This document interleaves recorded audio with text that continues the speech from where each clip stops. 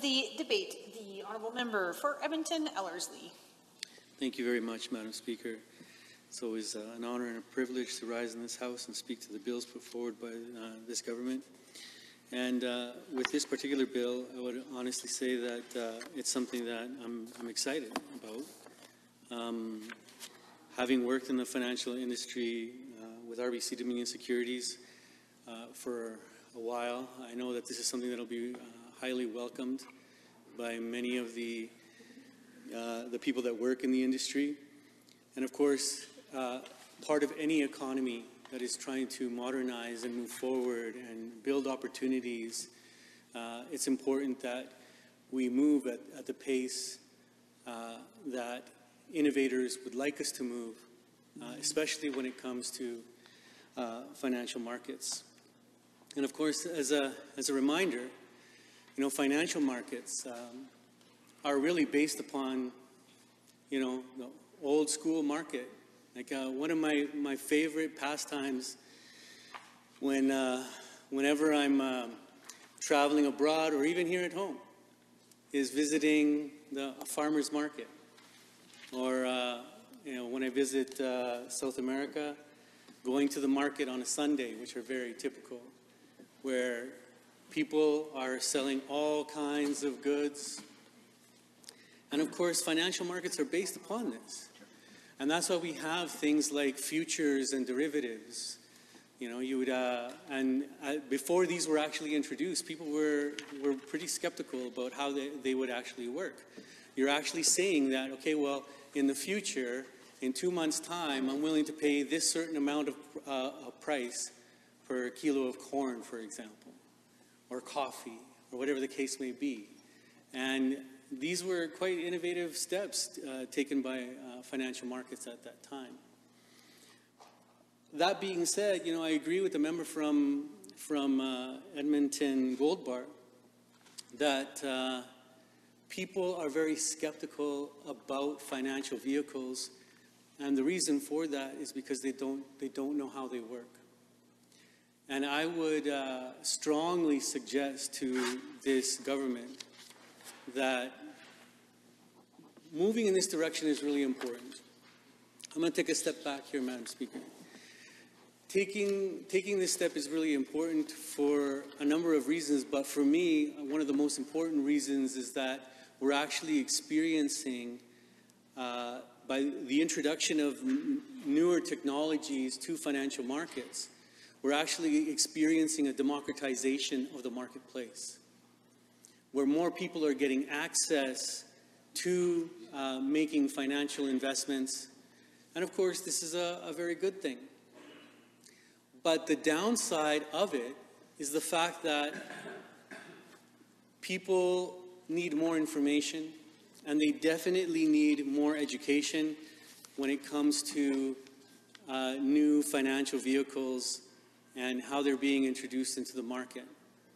And it's happened so many times in the past where, you know, you do have good financial players that do their best to educate people as much as they possibly can on financial vehicles and access to them, you know, whether it could be anything from life insurance to, as I was talking about before, futures, right? But the problem is that not all financial players disclose all the information. And as the member from Lethbridge West was saying, you know, you could be investing in something, and the fine print at the bottom of the contract is so fine and so tiny and so long that you really don't have the time to actually go into it. And people feel forced, or people feel, how can I put it? People feel pressured is the best word that I could use. People feel pressured just to sign on the bottom line and then read the fine print afterwards. And once they do have the opportunity to actually read that fine print, they realize that there's a number of risks that go on with this financial investment that they've just made, and in the long term may not be the best use of their money. Now, of course, I know that people are encouraged to to invest beyond what they get through the Canada Pension Plan or old age security or all these kinds of benefits that people get in their retirement years by investing in a registered retirement savings plan, or, for example, investing in a registered educational savings plan for their children. All these kinds of investments are really great and really needed by people, especially in terms of how the economy is moving. And I think that it's so important that at the same time that we encourage people to invest privately in these registered retirement savings plans, though, that we do that Canadians also have an opportunity to make sure that they can, they know that they're going to have a bare minimum of a retirement plan to build upon by having that Canada Pension Plan at their disposal once they retire. Now, a lot of people, they don't know how to make these investments.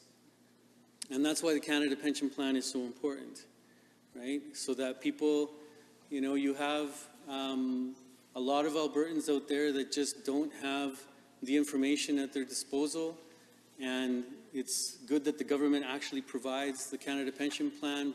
They put money away, their employer puts money away, so that once they do retire, they can rely on a bare minimum, right? And I know that the members across the way, you know, well, not all of them, because I've heard some of them make the argument that we should just scrap the Canada Pension Plan altogether, and that people should just be able to invest their own money in RRSPs.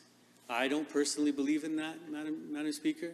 I think that government has a role and a responsibility to its citizens to actually help them out in making sure that they have a retirement nest egg at their disposal. And, but they can also be encouraged to actually invest on their own if they want to, up and above and beyond that, if they want to make sure that they have a higher standard of living in their retirement. But that's up to them, Madam Speaker. And what I'm getting at here is that alongside this piece of legislation, I would urge the government that they actually provide more education on financial investment, especially when it comes to people investing in these new types of financial vehicles that will be provided by financial institutions, private companies, through this piece of legislation. Because we don't want to see people who have spent 20, 30 years putting money into an RSP, and then they decide, okay, well, I'm going to play with a little bit of my RSP, and they actually take some of this money, and then they start putting it into these new types of investments where they could risk everything and lose everything. So there has to be a certain level of protection, Madam Speaker. And on this side of the House, this is what we're most concerned about when it comes to this particular bill.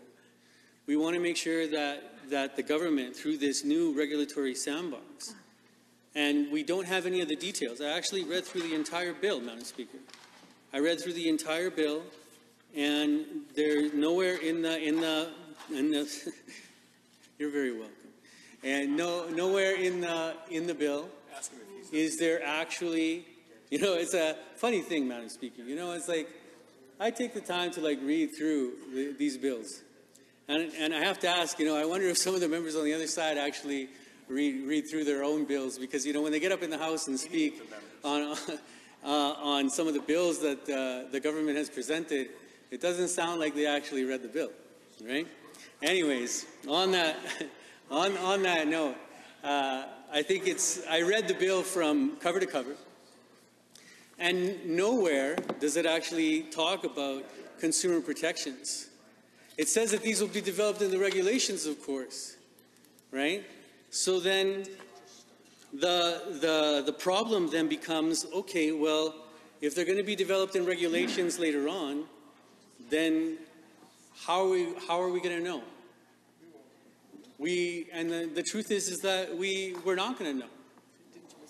And so when it comes to members on this side of the House who have spoken significantly on the issue of trust and not being able to trust the Minister of Finance when it comes to, well, the Minister of Finance has introduced a number of bills in this House.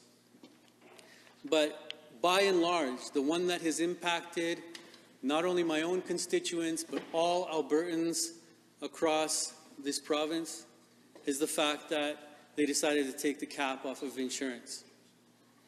And you know, funny thing, I was listening really carefully to the Minister of Finance as he was opening debate on Bill 13. And you know, the Conservatives tend to have this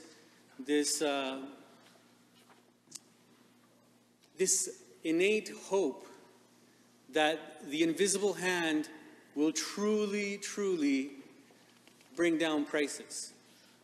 Because this is what they think, you know, like they believe that in this invisible hand approach that if the market is left up to its own devices to just work out through supply and demand, that somehow costs of goods and services will actually come down.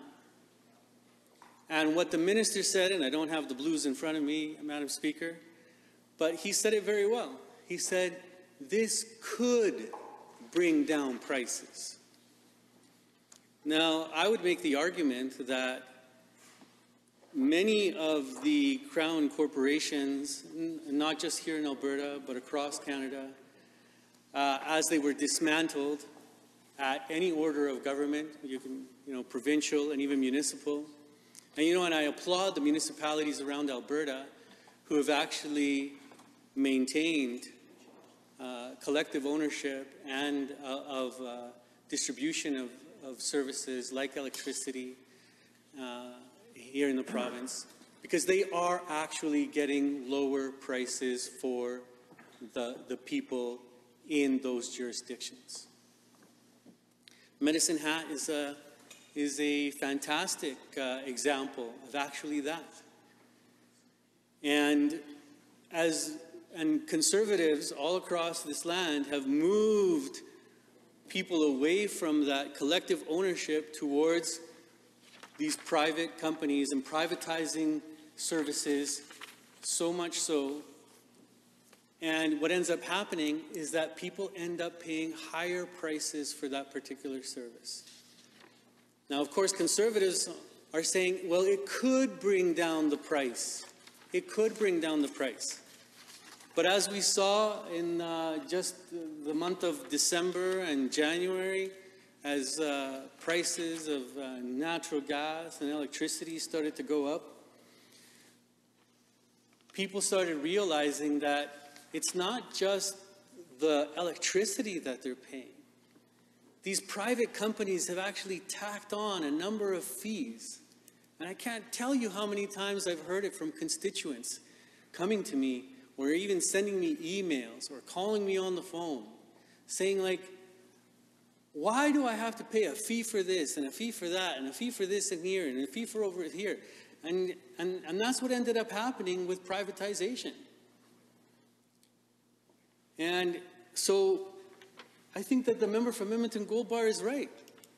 People are very skeptical when it comes to the actions of this here government, when it comes to them saying, well, it could bring down the price. People, Madam Speaker, Albertans want a guarantee.